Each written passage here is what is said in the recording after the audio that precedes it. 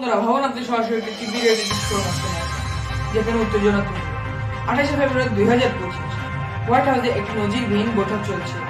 একদিকে আমেরিকার president Donald Trump, অন্যদিকে ইউক্রেনের প্রেসিডেন্ট ভ্লাদিমির জেলেনস্কি, তাদের সঙ্গে আছে ভাইস প্রেসিডেন্ট জেডি ভান্স এবং বেশ কয়েকজন গণমাধ্যম প্রতিনিধি।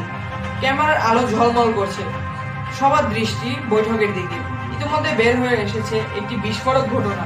ডোনাল্ড ট্রাম্প কি আসলেই রাশিয়ার এজেন্ট? 40 বছর আগে তাকে রাশিয়ার সম্পদ হিসেবে ভাবা হতো এবং কি তার কোডনেম ছিল ক্রোজনো। ফিলিস্তিনি গাজা কেনার পরিকল্পনা, অন্যান্য দেশকে ব্ল্যাকমেইলিং করা এবং সম্পদ দখলের ষড়যন্ত্র, সবকিছু একে একে সামনে আসছে। এ যেন সত্যি এক রিয়েলিটি টিভি শোর মতো। হোয়াইট হাউসের রাঁধুনিরা অতিথিদের জন্য খাবার প্রস্তুত করে রাখলেও কারো খাওয়ার সময় নেই, কারণ এটি শুধু আমেরিকার নয়, গোটা বিশ্বের ভূ রাজনৈতিক ব্যবস্থাকে বদলে দিতে পারে। ইলন মাস্ক নেমেছে মাঠে।